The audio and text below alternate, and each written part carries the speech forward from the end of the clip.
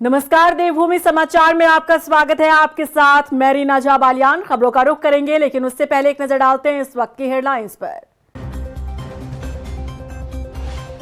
Monsoon सत्र के दूसरे दिन वित्त मंत्री ने पेश किया अनुपूरक बजट।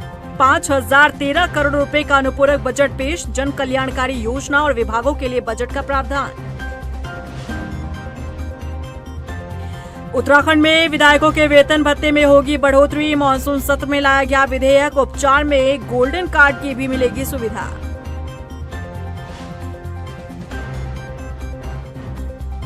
टिहरी की आपदा प्रभावित घुत्तू गांव पहुंचे सीएम धामी। प्रभावितों का जाना हालचाल, हर संभव मदद का दिया भरोसा। ग्रामीणों ने की विस्थापन की मांग।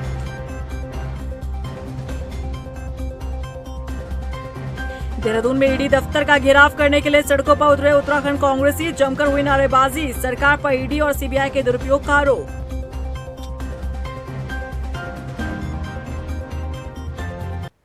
चलिए बुलेटिन की शुरुआत कर लेते हैं। गैरसैंण में विधानसभा के मॉनसून सत्र के दूसरे दिन वित्त मंत्री प्रेमचंद अग्रवाल ने सदन में अनुपूरक बजट पेश किया। 5013 करोड़ रुपए का अनुपूरक बजट पेश किया गया है। वित्त मंत्री ने कहा कि केंद्र पोषित योजनाओं और राज्य सरकार की योजनाओं के लिए इस बजट में कई प्रावधान किए गए हैं। रिपोर्ट देखिए। गैरसैंण में चल रही विधानसभा के मानसून सत्र के दूसरे दिन जहां एक तरफ सदन में कई मुद्दों पर चर्चा की गई, विपक्ष ने सरकार को घेरने के लिए धरना प्रदर्शन किया, तो वहीं शाम ढलते ढलते वित्त मंत्री प्रेमचंद अग्रवाल ने सदन में 5013 करोड़ रुपए का अनुपूरक बजट भी पेश किया। वित्त मंत्री प्रेमचंद अग्रवाल ने कहा कि केंद्र पोषित योजना और राज्य सरकार की योजनाओं के लिए इस बजट में कई प्रावधान किए गए हैं। तो चलिए आपको ग्राफिक्स के जरिए दिखाते हैं कि किन योजना और विभागों के लिए कितने बजट का प्रावधान किया गया है। आपदा प्रबंधन के लिए 718.40 करोड़ के बजट का प्रावधान किया गया। समग्र शिक्षा के लिए 697.90 करोड़ रुपए के बजट का प्रावधान किया गया। सूचना विभाग के लिए 225 करोड़ रुपए के बजट का प्रावधान किया गया। गैर सरकारी महाविद्यालयों के लिए 100.03 करोड़ रुपए के बजट का प्रावधान किया गया। अटल आयुष्मान उत्तराखंड योजना के अंतर्गत 100 करोड़ रुपए के बजट का प्रावधान किया गया। शहरी विकास के अंतर्गत EWS आवासों के लिए 96.76 करोड़ रुपए के बजट का प्रावधान किया गया। वाइब्रेंट विलेज प्रोग्राम के लिए 130 करोड़ रुपए के बजट का प्रावधान किया गया। फायर सेवाओं के विस्तार और आधुनिकीकरण के लिए 71 करोड़ रुपए के बजट का प्रावधान किया। प्रधानमंत्री मातृ वंदना योजना मिशन के लिए 70 करोड़ रुपए के बजट का प्रावधान किया। यूनिटी मॉल के लिए 69 करोड़ रुपए के बजट का प्रावधान किया गया। टिहरी झील के विकास के लिए 50 करोड़ रुपए के बजट का प्रावधान किया। प्रधानमंत्री Awas Yojana one time loan के लिए 35.83 करोड़ रुपए के बजट का प्रावधान किया। वहीं पुलिस कर्मचारियों के आवास के लिए 25 करोड़ रुपए के बजट का प्रावधान किया। ये 5013 करोड़ का है, जिसमें 3756.89 करोड़ रुपया राजस्व पक्ष में और 1256.16 पूंजीगत पक्ष में हमने प्रावधान किया है। और आपको जानकारी देना चाह रहा हूँ कि जिस प्रकार से माननीय धामी जी ने एक संकल्प लिया है कि हम लोग हर क्षेत्र में, यदि याद हो तो पिछली बार जो बजट प्रस्तुत किया था, मैंने एक शब्द का जिक्र किया था, ज्ञान, GYAN, और उसका कहीं ना कहीं जो अंश है वो इसमें इस अनुपूरक बजट में भी हम लोगों ने दर्शाया है, उसको भी इसमें परिलक्षित किया है। इसके साथ साथ जो हमने फोकस किया है मुख्य रूप से वो आपदा में लगभग हमने 1000 करोड़ रुपए का इसमें प्रावधान किया है। अनुरक्षण में हमने इसमें कोशिश की है कि जैसे हमारे यहाँ बार बार मेंटेनेंस है, उसकी हम लोग बातचीत करते हैं, तो उस पर भी हमने प्रावधान किया है। शिक्षा में प्रावधान किया है। और जो हमारे वाइब्रेंट जो विलेजेस हैं, जो माननीय प्रधानमंत्री जी ने कहा था, वो अंतिम गांव नहीं प्रथम गांव, यानी उसके लिए भी हमने 130 करोड़ का प्रावधान किया है। उत्तराखंड में विधायकों की बल्ले बल्ले है। जब मन करे तब सैलरी में बढ़ोतरी हो जाती है। विधानसभा का मॉनसून सत्र विधायकों के लिए खुशखबरी लेकर आया, क्योंकि प्रदेश के विधायकों की सैलरी और भत्ते में फिर से बढ़ोतरी होने जा रही है। ये रिपोर्ट देखिए। उत्तराखंड में विधायकों की बल्ले बल्ले। प्रदेश के विधायकों की लगी लॉटरी। विधायकों की फिर बढ़ेगी सैलरी, भत्ते में भी होगा इजाफा। उत्तराखंड में आम कर्मचारियों को भले ही अपनी तनख्वाह बढ़ाने के लिए काफी जद्दोजहद करनी पड़ती हो, लेकिन प्रदेश के माननीय मंत्रियों और विधायकों को इसके लिए संघर्ष नहीं करना पड़ता। दरअसल प्रदेश में विधायकों की सैलरी और भत्ते में एक बार फिर से बढ़ोतरी होने जा रही है। प्रदेश के वित्त मंत्री प्रेमचंद अग्रवाल के मुताबिक उत्तराखंड राज्य विधानसभा विविध संशोधन रिपोर्ट 2024 को सदन में रखा गया है, जिसमें विधायकों के वेतन और भत्तों को लेकर विस्तृत रिपोर्ट दी गई है। विधायकों और मंत्रियों को अब तक जो वेतन और भत्ते मिलते रहे हैं, उसमें बढ़ोतरी की जा रही है। बता दें कि विधायकों को अब सरकारी कर्मचारियों के समान ही कैशलेस उपचार यानी गोल्डन कार्ड की भी मिलेगी सुविधा। प्रदेश के बड़े अस्पतालों दिल्ली की Fortis, Rajiv Gandhi cancer institute and research centre, AIIMS Delhi में भी निःशुल्क उपचार की सुविधा मिलेगी। स्वयं उपचार करने पर चिकित्सा खर्च की प्रतिपूर्ति सुविधा बहाल रहेगी। 40,000 के रेलवे कूपन की जगह 30,000 रूपए डीजल पेट्रोल खर्च के लिए नकद मिलेंगे। विधायकों और मंत्रियों की ड्राइवर की सैलरी को 12,000 रूपए से बढ़ाकर 20,000 रूपए किया गया है। जैसे हमारे यहाँ जो ड्राइवर्स हैं उनको 12,000 रूपये प्रति माह देने का प्रावधान था, और आप जानते हैं कि आज 12,000 में ड्राइवर व्यवहारिक तौर पे मैं कह सकता हूँ नहीं मिलता है। और जो अन्य संस्थाएं, जो हमारी सरकारी संस्थाएं, वो भी जो आज ड्राइवर के लिए दे रही है 20,000 रुपया, उसको 20,000 रुपये कर रहा है। इसके साथ साथ जो हमारे यहाँ रेलवे कूपन है, 30,000 रुपये था, कूपन देते थे। उसमें कुछ ये माननीय विधायकों की इच्छा थी कि भाई जो 30,000 रुपये कूपन के रूप में दे रहे हैं वो कई बार इस्तेमाल नहीं होता है या उनको ज्यादा की आवश्यकता पड़ती है, वो दिक्कत होती है। वो 30,000 फिर उनको हम नगद के रूप में दे रहे हैं। टेलीफोन का है, टेलीफोन का आजकल आप जानते हैं रेट बहुत सस्ता है। कुछ लोगों के जो सीमा थी उसको सीमा के अंतर्गत लोग उसका इस्तेमाल करते थे, कुछ लोग उसको ज्यादा करते थे। उसको थोड़ा सा संशोधन किया है, तो उसमें अनलिमिटेड किया है। ऐसा बहुत कम होता है कि जब विपक्ष के विधायक सरकार की किसी नीति में साथ खड़े हों। विधायकों और मंत्रियों के वेतन और भत्ते बढ़ाए जाने के मामले पर कांग्रेस के विधायक भी कंधे से कंधा मिलाते नजर आ रहे हैं। हालांकि कांग्रेस विधायकों का कहना है कि अभी उन्हें इसकी पूरी जानकारी नहीं है। देखिए, आप देख रहे हैं कि जिस तरह से महंगाई बढ़ रही है, तेलों के रेट बढ़ रहे हैं, तो तमाम परेशानियां विधायकों को भी होती है। क्षेत्र में जाना हो या शासन पे उसके काम के लिए आना हो, तो मुझे इसमें कोई गलत नहीं लगता।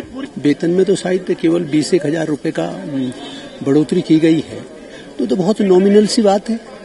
वो तो आप सामान्य रूप से कर्मचारियों की भी डीए वगैरह की बात करते हैं, तो उन्हीं सबको आधार बना करके चीजें करते हैं। मेरे ख्याल से प्रथम दृष्टया तो उसमें कोई बड़ा भारी फेरबदल लग नहीं रहा है। आम आदमी को अपने इलाज और अपने वेतन के लिए कई बार सरकारी दफ्तरों के चक्कर काटने पड़ते हैं, लेकिन जब बात माननीयों की आए तो बड़ी ही आसानी से सैलरी और भत्ते में बढ़ोतरी कर दी जाती है। और इस मसले पर पक्ष और विपक्ष एक साथ खड़ा नजर आता है, लेकिन एक झटके में वेतन बढ़ोतरी का नतीजा ये होता है कि इसका बोझ सरकारी खजाने पर पड़ता है। वहीं सीएम पुष्कर सिंह धामी टिहरी के आपदा प्रभावित क्षेत्र घुत्तू गांव पहुंचे, जहां उन्होंने पीड़ितों से मुलाकात की। इस दौरान सीएम धामी ने प्रभावितों को हर संभव मदद का भरोसा दिया है। वहीं प्रभावितों ने मुख्यमंत्री से भूगर्भीय सर्वेक्षण और विस्थापन की मांग की है। सीएम के दौरे के चलते जिला अधिकारी और तमाम संबंधित अधिकारी भी मौजूद रहे। यहाँ पर घुत्तू में बादल फटने की घटना हुई है और इसके कारण से काफ़ी नुकसान हुआ है। कुछ मकान भी उसकी जद में आए हैं, मवेशी भी आए हैं, और सभी जिलाधिकारी को, जिला प्रशासन को कहा है कि जो अन्य भी जो गांव जहाँ पर भी इस प्रकार की संभावना या जिस प्रकार की आपदा की संभावना है, उन सभी स्थानों का आकलन कर लें और किन कारणों से ये आपदा आ रही है ये भी जरूर देख लें। ये 1 बजे की करीब मतलब हम सो रहे थे उस टाइम में, तो खिड़की से पानी आया अंदर। उस समय मतलब सो रहे थे, लड़का भी सो रहे थे, तो मैंने बस जैसे खिड़की खोली देखा मैंने कि पानी का शब्द हो रहा, देखे तब तक खिड़की से पानी अंदर आ गए थे। और इसके आसपास के करीबन 8 से 10 गांव में जो आपदा आई थी 20 और 21 की रात को, तो उसमें कुछ सड़कें हमारी डैमेज हुई हैं, कुछ हमारे ब्रिजेस डैमेज हुए हैं, छोटी पुलियाँ हैं, और 4 से 6 मकान हमारे क्षतिग्रस्त हुए हैं। कुछ और करीबन 20 मकान आंशिक क्षतिग्रस्त हैं। इसके अतिरिक्त करीबन 17 पशु हैं जिनके दबे होने की खबर है, जिनको हम खोज रहे हैं। कुछ उसमें बॉडीज रिकवर करी हैं पशुओं की। वहीं देश भर के साथ साथ उत्तराखंड में भी कांग्रेस ने ईडी दफ्तर का घेराव किया। देहरादून स्थित प्रवर्तन निदेशालय का घेराव करते हुए प्रदर्शन किया गया। हालांकि प्रदर्शनकारियों को पुलिस ने दफ्तर से पहले ही बैरिकेडिंग लगाकर रोक दिया, जिसके बाद कांग्रेसियों की पुलिस के साथ तीखी नोकझोंक हुई। इस दौरान कांग्रेसियों ने सरकार पर ईडी और सीबीआई के दुरुपयोग का आरोप लगाया। बीजेपी सरकार ईडी और सीबीआई जैसी केंद्रीय जांच एजेंसियों का दुरुपयोग करती है। विपक्षी नेताओं ने ऐसे नारे भी लगाए। इसके साथ ही कांग्रेस ने हिंडनबर्ग रिपोर्ट मामले में ज्वाइंट पार्लियामेंट्री कमेटी से जांच की मांग की।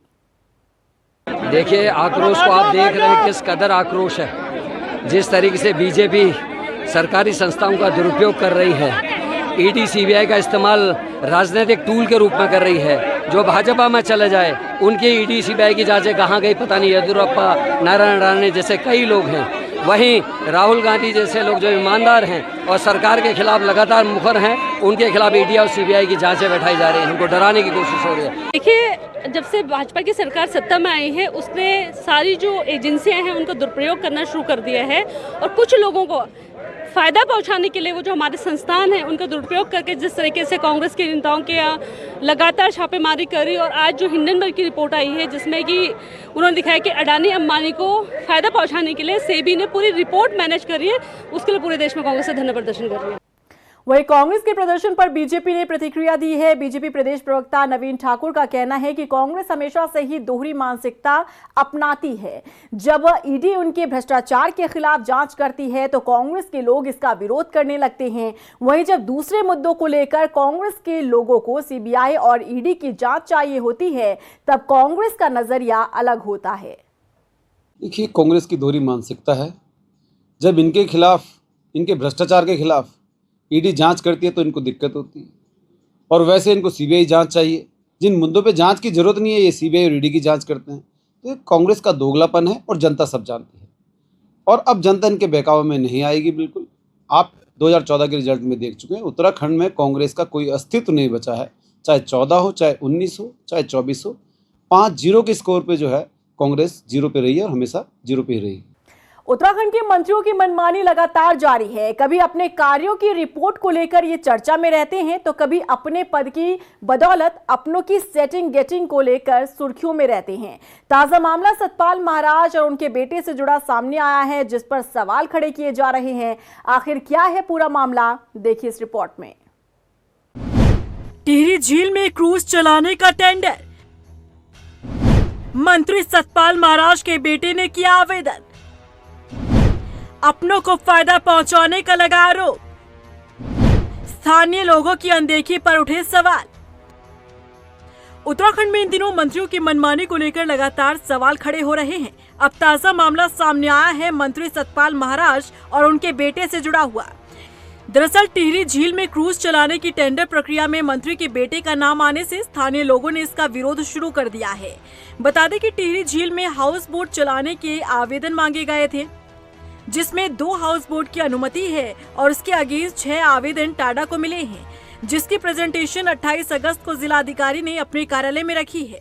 इसमें गौर करने वाली बात यह है कि टाडा यानी कि Tehri special area tourism development authority, जिस पर्यटन मंत्रालय के अंतर्गत आता है, उसके मंत्री सतपाल महाराज हैं और उनके बेटे सुरेश रावत ने इसमें आवेदन किया है। और दूसरा बड़ा नाम टिहरी जिला पंचायत की अध्यक्षा के पति रघुनाथ सिंह सजवान, जो खुद भी जिला पंचायत के सदस्य हैं, उन्होंने भी आवेदन किया है।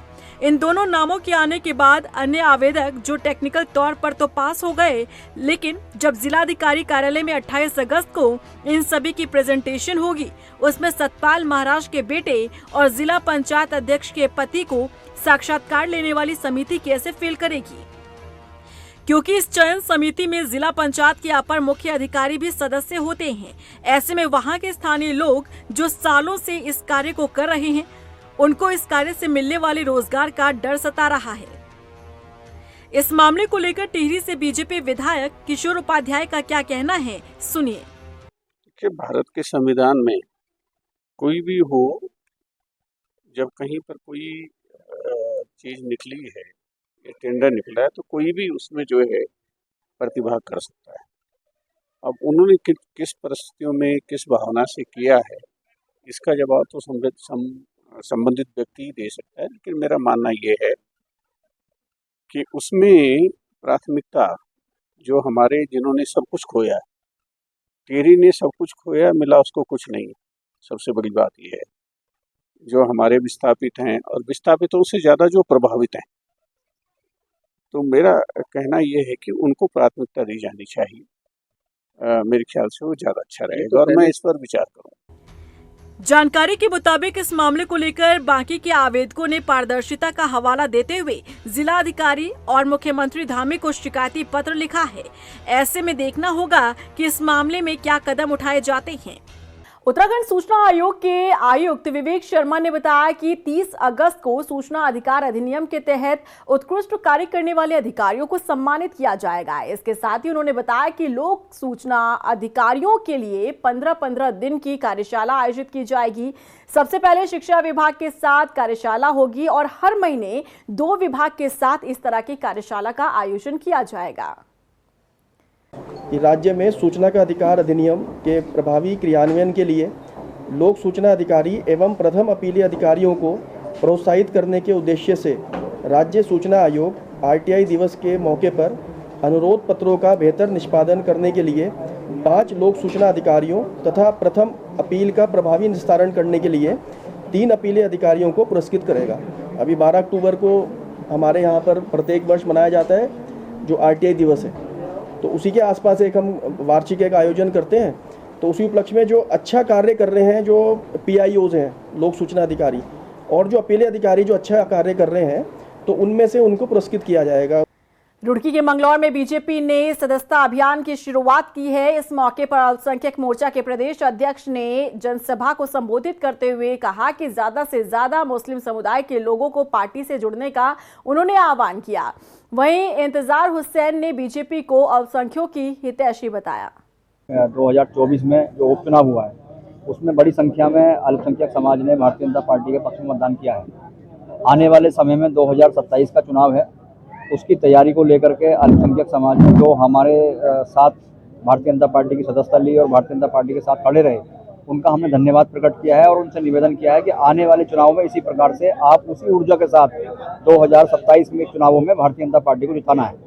हल्द्वानी में हाईकोर्ट के आदेश का पालन करते हुए मंगल पड़ाव पर करीब 101 होटल, दुकानें और घर ध्वस्त करने के लिए भवन स्वामियों को 2 दिन का वक्त दिया गया है। सिटी मजिस्ट्रेट एपी वाजपेयी ने बताया कि सड़क चौड़ीकरण करने को लेकर प्रशासन ने अतिक्रमण को चिन्हित किया था। उधर नोटिस मिलने के बाद से व्यापारियों में हड़कंप मचा हुआ है।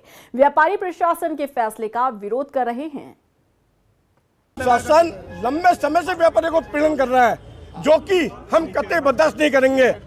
ये एनएच के नाम पे एक धोखा दे रहा है, जबकि ये सड़क एनएच नहीं है, ये डिस्ट्रिक्ट रोड है। आप मैंने देख लीजिए, ये 7.65 के अंतर्गत आती है, ना कि 9 मीटर के, जबकि ये 12 मीटर पर आबाद है। हम इसके लिए हमें किसी भी हद तक जाना पड़े हम जाएंगे। ये हल्द्वानी में सड़क दुर्घटना न्यूनीकरण और सड़क सुरक्षा को दृष्टिगत रखते हुए जो हमारी जिला सड़क सुरक्षा समिति है उसके द्वारा सेफ्टी ऑडिट के बाद ये निर्णय लिया गया था कि विभिन्न चौराहों का चौड़ीकरण किया जाना है। इसी में मंगल पड़ाव से लेकर रोडवेज तक का भी चौड़ीकरण प्रस्तावित था। इसमें कुछ लिटिगेशंस थे जो अब समाप्त हो चुके हैं। उसमें मध्य मार्ग से दोनों तरफ 12 मीटर इसको वाइड किया जाना है। उसके क्रम में लोक निर्माण विभाग द्वारा 23 अगस्त तक का समय सभी जितने भी वहाँ पर लोग रह रहे हैं उनको समय दिया गया कि वो स्वयं अपना इंक्रोचमेंट हटा लें। उसके बाद इसको बलपूर्वक विभाग द्वारा हटा दिया जाएगा। गुरुवार को एसआईटी रुद्रपुर नर्स हत्याकांड मामले में जांच के लिए फुटेला अस्पताल पहुंची, जहां जांच टीम ने करीब 3 घंटे अस्पताल के डॉक्टरों और मेडिकल स्टाफ के साथ पूछताछ की। जानकारी के मुताबिक एसआईटी इससे पहले घटनास्थल पर जाकर भी साक्ष्य जुटा चुकी है। हालांकि पीड़ित परिवार सीबीआई जांच की मांग कर रहा है। उसमें बेसिकली जो रुद्रपुर में एक हत्याकांड हुआ था उसमें एसआईटी का गठन किया गया था एसएसपी महोदय के द्वारा। एसआईटी का उद्देश्य जो है वो टेक्निकली साउंड और साइंटिफिक एविडेंस कलेक्ट करना था इसमें, ताकि जो कि कानून में प्रावधानित अधिकतम सज़ा जो है अभियुक्त को दिलाई जा सके। उसके टेक्निकल और साइंटिफिक एविडेंस कलेक्शन के क्रम में ही हम लोगों ने इसका वाइड एरिया सर्च भी किया था, जिसमें हम लोगों ने इसमें मेटल डिटेक्टर सर्च किया था। साथ में अभी जो एविडेंस कलेक्शन की कार्रवाई है उसमें जो वहाँ पर एक निजी हॉस्पिटल है जिसमें ये कार्यरत थी महिला, और इनको हमने जाकर के वहाँ पे जो भी इनके को वर्कर थे उनसे हम लोगों ने जानकारी की है उसमें कुछ तथ्य प्रकाश में आए हैं जिसके आधार पर हम लोग इन्वेस्टिगेशन आगे बढ़ा रहे हैं। दून अस्पताल में डेंगू के एक मरीज को भर्ती कराया गया है। अधिकारियों की माने तो ये मरीज पुलिसकर्मी है और टिहरी का निवासी है, जिसका उपचार दून अस्पताल में चल रहा है। देखिए, हम डेंगू के लिए लगातार स्वास्थ्य विभाग के साथ नगर निगम सर्वे कर रहा है। लार्वासाइडल का छिड़काव भी लगातार किया जा रहा है और अभी तक काफ़ी अच्छा इसका रिस्पांस भी मिला है। डेंगू का कोई आउटब्रेक देहरादून में अभी तक नहीं हुआ है। उधर मसूरी में भी बारिश का कहर देखने को मिला। बता दें कि पिक्चर पैलेस बस स्टैंड के पास पुश्ता ढहने से मार्ग बाधित हो गया। बताया जा रहा है कि पुश्ते की जद में एक होम स्टे भी आया है। वहीं एहतियातन तौर पर होम स्टे को खाली करवाया गया है। बता दें कि खबर मिलने तक पीडब्ल्यूडी रास्ता साफ करने में जुटा हुआ था। हाँ जी, रात्रि को 1 बजे जब पुश्ता गिरा तो सारी पानी की लेने और पत्थर इधर भी गिरे और फिलहाल तो बच गया, लेकिन खतरे की जद में आ गए। हम लोग तो रात को बच गए। यहाँ पे स्टाफ था हमारा, खैर कमरे तो नहीं थे, लेकिन मैं था। ये रात्रि को अत्यधिक बारिश होने के कारण एक जो पुश्ता है वो अचानक गिर गया, जिसकी वजह से हमारा बिजली का यहाँ पे एक सेटअप लगाया था, ये भी क्षतिग्रस्त हो गया है। और ऊपर कुछ पेड़ हैं, उससे भी हमें संभावना है कि उससे नुकसान हो सकता है। उसके लिए फॉरेस्ट को भी हमने निर्देशित कर दिया है ताकि उसका डिस्पोजल करके और सुरक्षित किया जा सके। उधर दिनेशपुर के वार्ड नंबर 9 में बारिश का पानी लोगों के घरों तक पहुंच गया। इस वजह से प्रभावितों का जरूरी सामान बर्बाद हो गया। प्रभावितों ने बताया कि क्षेत्र में नालियों की सफाई नहीं होने की वजह से जलभराव हो जाता है। बता दें कि स्थानीय लोग क्षेत्र में सफाई व्यवस्था दुरुस्त करने की मांग कर रहे हैं। उधर डीएम ने भी नगरपालिका और पंचायत को सफाई करने के निर्देश दिए। कई बार हमने वहाँ नगर पालिका से सूचना दी कि बरसात से पहले यहाँ नालियाँ सफाई की जाए, नालियाँ थोड़ा बड़ी की जाए जिसमें पानी निकासी की व्यवस्था रहे, लेकिन यहाँ तो कोई काम हो नहीं। देखिए, खेत में कम से कम 2 फुट पानी भरा हुआ है, रास्ते के ऊपर से पानी उस पर जा रहा है, लेकिन कोई यहाँ सुनवाई ही नहीं है। जो बच्चे परिवार के साथ लेके जाने की बात कर रहे हैं। दूसरा, जो सिंचाई विभाग के भीतर जो जगह चिन्हित की गई है उसको भी हम लोग ग्रीन स्पेस के रूप में डेवलप करने का प्लान बना रहे हैं, तो ये 2 प्लेस हो जाएंगे। तीसरा, आपने देखा होगा कि अभी हम लोगों ने जो नगर निगम ने जो कूड़ा हटाया है, पहाड़गंज ही नाम हो गया था कूड़े की वजह से, तो उसको भी नदी के किनारे ग्रीन स्पेस डेवलप होगा, तो लोग वहाँ भी जाएंगे। ऐसे हमको कई टुकड़ों में, और वीसी साहब इसका पूरा प्लान बना। पौड़ी से नौकरी की तलाश में निकला 21 वर्षीय युवक पिछले 2 महीने से लापता है। पीड़ित मां ने बेटे की तलाश के लिए पुलिस से मदद की गुहार लगाई है। एसएसपी लोकेश्वर सिंह ने बताया कि युवक की लोकेशन दिल्ली मिली है। उन्होंने बताया कि युवक लगातार अपनी जगह बदल रहा है। उसका फोन बंद बता रहा है। 27 तारीख को हुआ, उसके बाद उसने कहा कि मम्मी मैं घर आ रहा हूँ। 28 को या 29 को मैं घर आ सकता, और वो देखो तो 27 तारीख को उसका फोन बंद बता रहा है। ये तो ऐसे नहीं बोलता वो ना कि मैं घर आ रहा। देखिए, एक हमारे पास मिसिंग की शिकायत आई थी, जिसमें एक लड़का है जो कि पौड़ी का ही निवासी है। ये घर से बता के गया था कि मैं नौकरी करने जा रहा हूँ, और इसने परिजनों को भी ये बताया कि मैं हरिद्वार में नौकरी कर रहा हूँ। जबकि हम लोगों ने उसकी जब लोकेशन ट्रेस करी तो इस लड़के की लोकेशन जो थी दिल्ली में आई थी। उसके बाद हमारी टीम्स भी दिल्ली में गई थी उनको लड़के को लोकेट करने के लिए। हमारी टीम्स कई बार गई हैं इसमें लड़के को ढूंढने के लिए, क्योंकि बार बार लोकेशन चेंज कर रहा है, तो उस वजह से जो है लड़के को पहुंच पाना थोड़ा मुश्किल हो रहा है। बट हम इसमें शीघ्र इस लड़के को बरामद करके लाएंगे। और इसी के साथ फिलहाल इस बुलेटिन में बस इतना ही, लेकिन चलते चलते एक नजर डालते हैं इस वक्त की हेडलाइंस पर। मॉनसून सत्र के दूसरे दिन वित्त मंत्री ने पेश किया अनुपूरक बजट। 5013 करोड़ रुपए का अनुपूरक बजट पेश। जन कल्याणकारी योजना और विभागों के लिए बजट का प्रावधान। उत्तराखंड में विधायकों के वेतन भत्ते में होगी बढ़ोतरी। मॉनसून सत्र में लाया गया विधेयक। उपचार में गोल्डन कार्ड की भी मिलेगी सुविधा।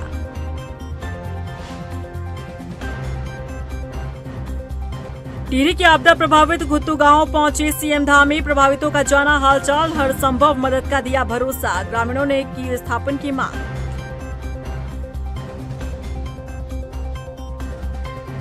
देहरादून में ईडी दफ्तर का घेराव करने के लिए सड़कों पर उतरे उत्तराखंड कांग्रेसी। जमकर हुई नारेबाजी। सरकार पर ईडी और सीबीआई के दुरुपयोग का आरोप।